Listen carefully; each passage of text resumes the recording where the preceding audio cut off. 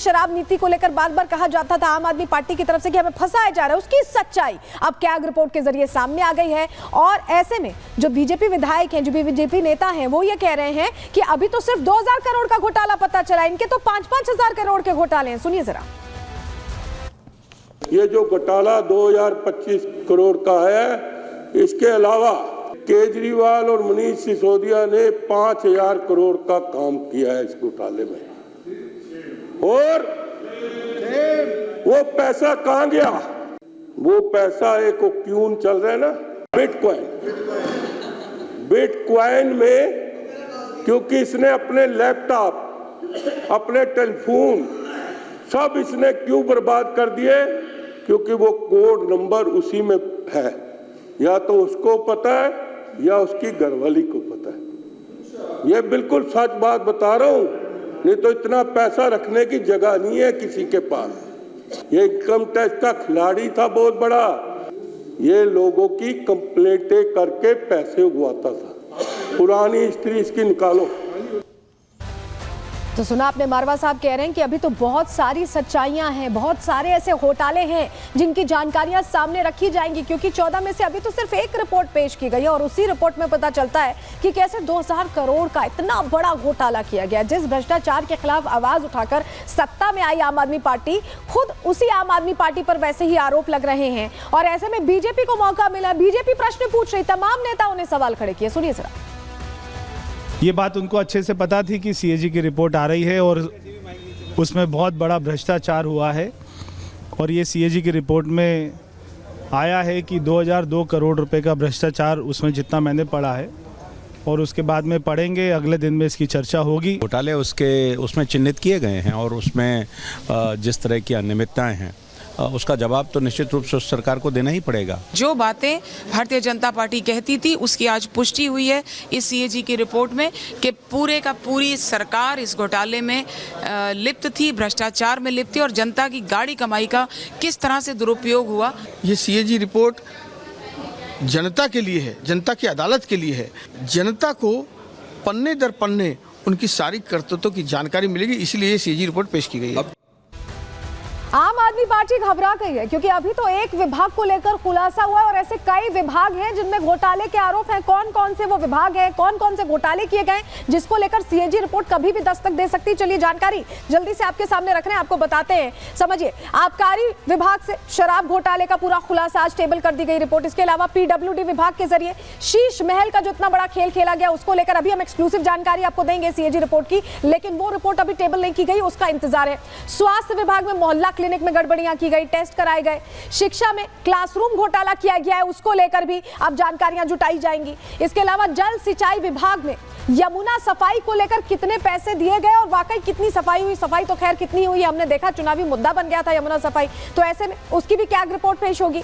वहीं ट्रांसपोर्ट में भी घोटाला किया गया है, परिवहन विभाग में डीटीसी का पूरा घाटा घोटाला, वो कैसे हुआ ये भी समझने की कोशिश की जाएगी कैग रिपोर्ट के जरिए। यानी ये जो कैग रिपोर्ट धड़ाधड़ आने वाली है वो आम आदमी पार्टी के लिए विपक्ष के तौर पर भी जवाब देने में मुश्किल यहां खड़ी करने वाली, क्योंकि उनके पास इसका जवाब नहीं होगा कि इतने बड़े बड़े घोटाले हुए कैसे।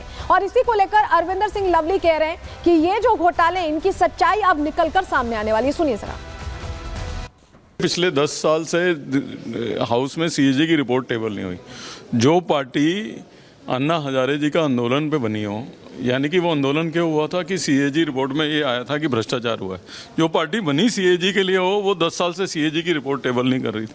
अब सीएजी की रिपोर्ट टेबल हो गई है निश्चित तौर पे। हालांकि अभी फर्स्ट पार्ट हुआ है इसका, अध्यक्ष जी ने बताया कि भी बहुत सारे पार्ट आने बाकी हैं, तो निश्चित रूप से इनका जो करप्शन है वो एक्सपोज होगा। और इसी रिपोर्ट के डर में बाबा साहब की फोटो के पीछे छुपने की कोशिश कर रहे हैं। 2000 करोड़ से ज़्यादा का रेवेन्यू लॉस है और उसको छुपाने की कोशिश पूरी पिछली सरकार कर रही है, क्या कहेंगे आप?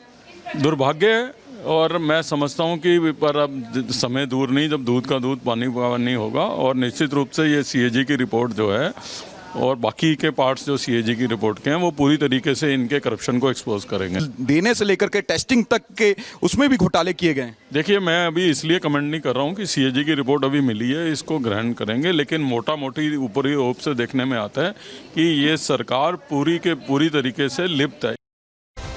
तो सुन रहे हैं आप, अरविंदर सिंह लवली ये कह रहे हैं कि ये पूरी तरह से घोटाले में लिप्त रहे हैं और एक एक खुलासा, एक एक कैग रिपोर्ट सच्चाई सामने लाके रख देगी। जनता के सामने शीशे की तरह सब साफ हो जाएगा कि इन्होंने किस तरह से सरकार संभाली, सत्ता संभाली, बड़ी बड़ी बातें कट्टर ईमानदारी की। शीश महल को लेकर अभी टेबल नहीं की गई है रिपोर्ट, लेकिन रिपब्लिक भारत के पास एक्सक्लूसिव कॉपी है। और क्या खुलासे हो रहे हैं शीश महल को लेकर, बहुत हैरान करने वाले खुलासे, जानकारी आपके सामने रख रहे हैं, आपको बताते हैं चलिए कैसे ये खुलासे हुए। शीश महल से जुड़ी सीएजी रिपोर्ट भी पेश होने वाली है, हालांकि अभी कब होगी इसका इंतजार है। एस्टिमेट से 342%, 100% नहीं, 200% नहीं, 300% नहीं, 342% ज्यादा खर्चे में ये सीएम का बंगला बना। बंगले के रेनोवेशन पर 33.66 करोड़ रुपए खर्च किए गए हैं और रेनोवेशन के खर्च को उचित ठहराने के लिए पूरा खेल खेला गया, क्योंकि आप सोचिए अगर 342% पैसा लग रहा है जो एस्टिमेट था उससे, तो कितनी उसमें चेंजेस की गई होंगी कि इतना पैसा खर्च हुआ है। पीडब्ल्यूडी ने 1 वर्ष पुरानी दरों को अपनाया, पहले 4 कॉन्ट्रैक्टर्स का चयन मनमाने ढंग से किया गया, उन्हें जिसको फायदा पहुंचाना था उस लिहाज से चयन हुआ। बंगले का दायरा 1397 वर्ग मीटर से 1905 वर्ग मीटर किया गया। ये आप पहले समझ लीजिए कि ये बिल्टअप एरिया है, जहां घर बना हुआ है, जहां पे रहने की व्यवस्था है। अगर आप पूरे एरिया की बात करें तो 4778 पहले था पूरा। अगर पूरे घर की प्रेमाइसेस को भी देखें, जो बाहर का आउटडोर एरिया है, सब कुछ अगर आप कवर कर लें तो 4778 था, और जब इसे बड़ा कर दिया गया तो ये 6974 वर्ग मीटर हो गया। ये ओरिजिनल पूरा बढ़ गया। और बिल्टअप एरिया हमने आपको बताया कितना है, उसमें 1905 वर्ग मीटर कर दिया, इन्होंने बढ़ा दिया उसे। रेनोवेशन में टेंडर प्रक्रिया को फॉलो नहीं किया गया, टेंडरिंग नहीं फॉलो की गई, जिसको पसंद आया उसे कॉन्ट्रैक्ट दिया गया।